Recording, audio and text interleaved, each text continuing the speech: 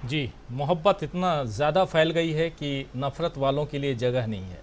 राहुल गांधी देश ही नहीं बल्कि विदेश में भी मोहब्बत फैला रहे हैं और यहाँ परेशान हो रही है बीजेपी और कह रही है कि राहुल गांधी नफ़रत का मेगा मॉल चला रहे हैं।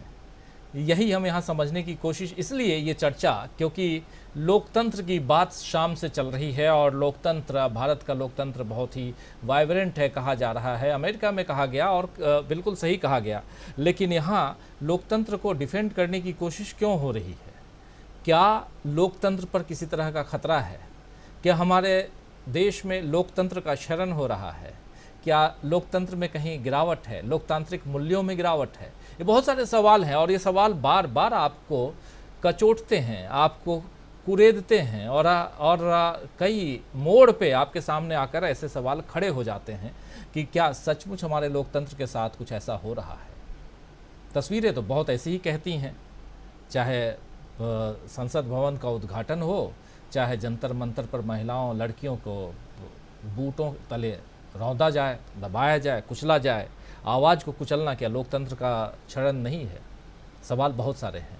आना चाहता हूँ अमलेंदु उपाध्याय जी, और किस नज़रिए से आप देखते हैं, ज़रा फिर इस चर्चा को आगे, आपके बाद फिर चर्चा को आगे बढ़ाते हैं जल्दी जल्दी, और अमेरिका से लेकर के यहाँ तक राहुल गांधी की बातों को ज़रा और टटोलने समझने की कोशिश करेंगे। लेकिन लोकतांत्रिक मूल्यों की बात हो रही है, इसलिए ये ज़रूरी है।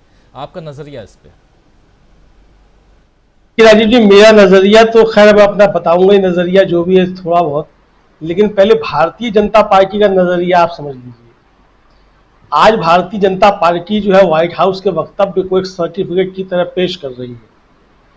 फर्ज कीजिए व्हाइट हाउस कह देता कि भारत में वाइब्रेंट डेमोक्रेसी नहीं है, तब भी भारतीय जनता पार्टी सर्टिफिकेट को पेश करती। यानी अब भारत में डेमोक्रेसी है या नहीं है, इसका सर्टिफिकेट अब अमेरिका से ही लेना पड़ेगा। तो ये भारतीय जनता पार्टी का जो अमेरिका के प्रति मोह है, ये साफ तौर पर जाहिर करता है। दूसरा कि व्हाइट हाउस की रिपोर्ट जो है, जो व्हाइट हाउस के प्रवक्ता कह रहे हैं वो तो सही कह रहे हैं, लेकिन जो धार्मिक स्वतंत्रता पे जो सरकार की रिपोर्ट है वो गलत है। यानी अमेरिकी सरकार की ही रिपोर्ट जो है धार्मिक स्वतंत्रता पे वो गलत है, और वहां का एक वक्तव्य जो है एक प्रवक्ता का वो सही है।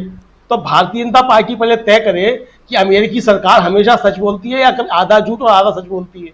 पहले ये भारतीय जनता पार्टी तय कर ले, हम तो अपना नजरिया बताती रहेंगे। अब मेरा नजरिया राजीव जी ये है कि व्हाइट हाउस के प्रवक्ता ने जोर का झन्नाटेदार तमाचा भारतीय जनता पार्टी के गाल पे मारा है ये कह के, क्योंकि भारतीय जनता पार्टी लगातार ये कहती रही है कि 70 सालों में कांग्रेस ने लोकतंत्र को कुचला है। राहुल गांधी ने नहीं कहा कि 70 साल से लोकतंत्र कुचला जा रहा है।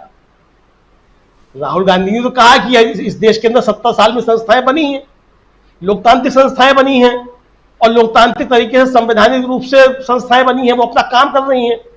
उनके ऊपर अब अंकुश लगाया जा रहा है, उन संस्थाओं को तहस नहस किया जा रहा है, ये आरोप है।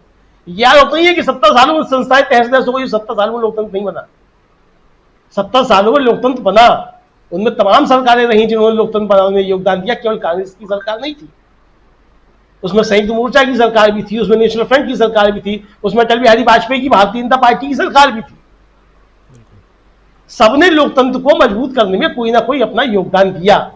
लेकिन आज अगर इस सरकार के ऊपर सवाल उठ रहे हैं कि डेमोक्रेसी को कुचला जा रहा है, जिस तरीके के काम हो रहे हैं, तो ये जो है, जो व्हाइट हाउस से आया है वक्तव्य, ये भारतीय जनता पार्टी के लिए चिंता करने का विषय है राजीव जी। मुझे लगता है कि इसमें कहीं कोई इफ एंड बट नहीं होना चाहिए, क्योंकि राहुल गांधी जो बात कह रहे हैं, राहुल गांधी यही कह रहे हैं कि अब खतरा है डेमोक्रेसी को, पहले से कोई खतरा नहीं है। तो ये जो है मुझे लगता है भारतीय जनता पार्टी को अपने अंदर जो है चिंतन मनन जो है वो करना चाहिए। अब दूसरा सवाल ये है कि डेमोक्रेसी को लेकर के इस तरीके का व्हाइट हाउस ने एकदम से ऐसा वक्तव्य क्यों दे दिया।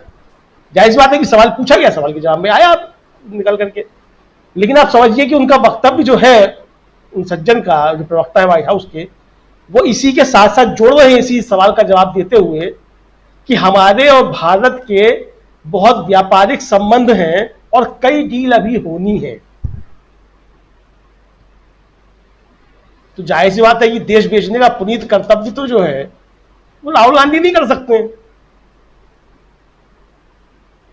हमारा रक्षा बजट लगातार बढ़ता गया है, लेकिन 100% एफडीआई हो गई है रक्षा बजट में। हम पूरी तरीके से निर्भर हैं दूसरे देशों के ऊपर, अपना गोला बारूद तक हम जो है नहीं बना पाते हैं। तो दुनिया में जो सबसे ज्यादा रक्षा खर्च करने वाले देश है उनमें से एक भारत है।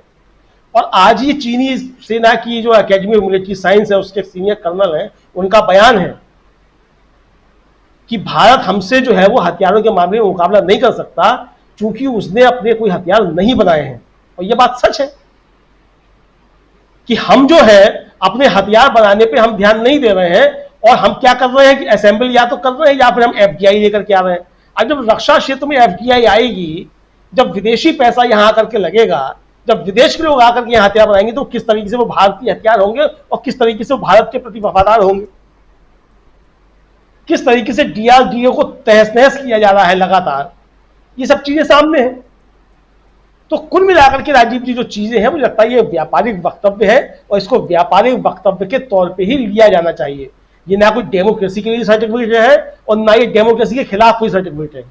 ये कोई इस तरीके का सर्टिफिकेट नहीं है, ये व्यापारिक वक्तव्य है। जो डील होनी है उस डील को मजबूत करने के लिए एक ये वक्तव्य है। जाहिर सी बात है कि भारत बड़ा सौदागर है इस समय पूरी दुनिया के अंदर, और ये बात कह भी रहे हैं व्हाइट हाउस के प्रवक्ता कि भारत एक बड़ा बाजार है, और ये वास्तव में है, बड़ा बाजार है जी। तो अब उस बाजार में जो है केवल हथियार ही खरीदे जाने हैं या कुछ ज्ञान की बातें भी की जानी है।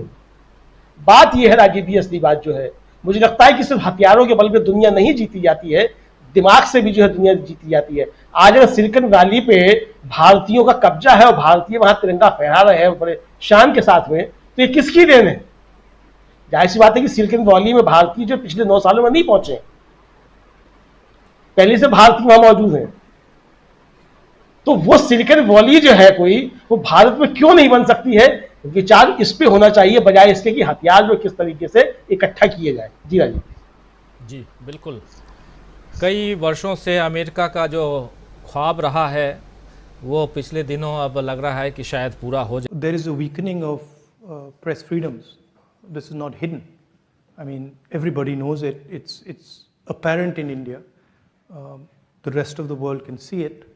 And I think press freedom is very, very critical for a democracy. I mean, one should be open to criticism, and one should listen to criticism. I mean, that's the feedback loop that builds democracies. And definitely, there is a weakening of press freedom. I mean, and it's not just press freedom. It's on multiple axes.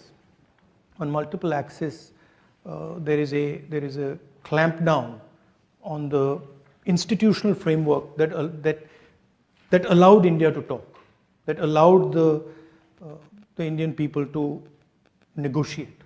I view India as a negotiation between its people, between different languages, different cultures, different histories.